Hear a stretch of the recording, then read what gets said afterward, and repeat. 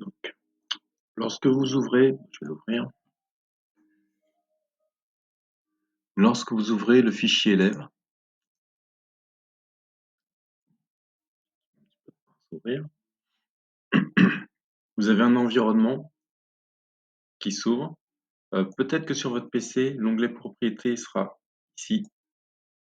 Enfin, pas comme ça, mais en dessous, bon, peu importe. Je vous conseille vu que vous avez un écran 16/9, de prendre l'onglet propriété et de le mettre à droite. Et il faut l'accrocher, alors c'est pénible. Parce que vous aurez largement suffisamment de place pour euh, pouvoir travailler ici sur votre fenêtre.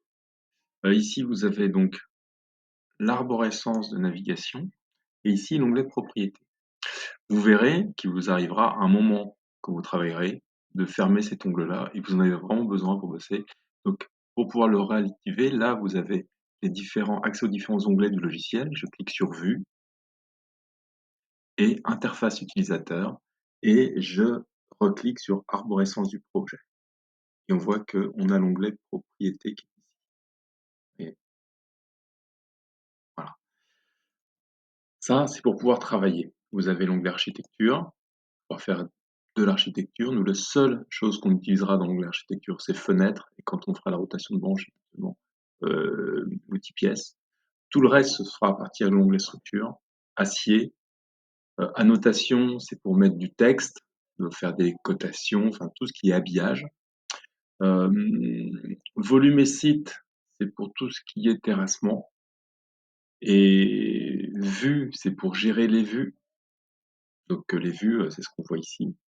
Par exemple, ici, on peut faire des vues en plan, des plans d'étage. On peut créer une zone de définition. Enfin, vous verrez tout ça. Quelque chose qui est très utile, c'est par exemple, je vais ouvrir plusieurs vues. Voilà.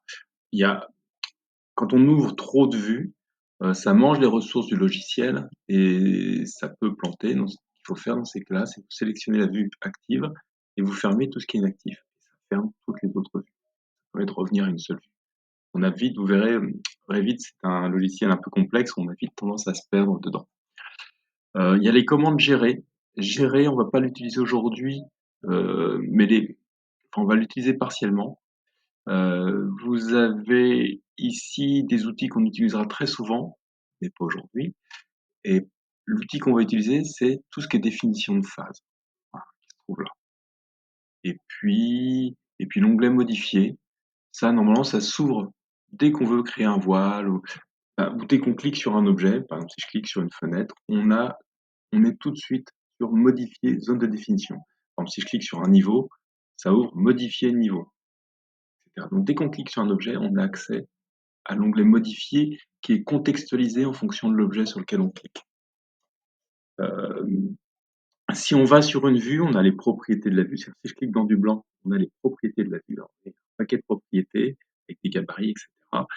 Si on clique sur un objet, par exemple, là c'est la cotation, on va avoir les propriétés de la cotation. Donc avec le type de famille, tout se fait par famille dans Revit, que ce soit une vue, une feuille, hein, et puis les paramètres qu'on peut modifier un par un, ce qu'on appelle les propriétés de type, et les propriétés d'occurrence qui, elles, sont valables pour toutes ces styles de famille. On verra plus tard. Au niveau de l'arborescence, donc on a des vues. Donc, par exemple, si je veux une vue 3D, ben, comme j'ai rien fait pour l'instant, on ouvre la vue 3D. Et vous avez des légendes, ça on va pas regarder ça aujourd'hui, des nomenclatures, ça c'est un petit peu comme des feuilles Excel, qui permettent de récupérer les propriétés, de faire des calculs, etc. sur différents objets, les trier. Et là, les feuilles, ce sera pour la mise en page. Si on veut sortir du A3, du A4, voilà. Et on fera glisser nos vues dans nos feuilles. Voilà pour la prise en main du logiciel. Maintenant, on va voir comment débuter.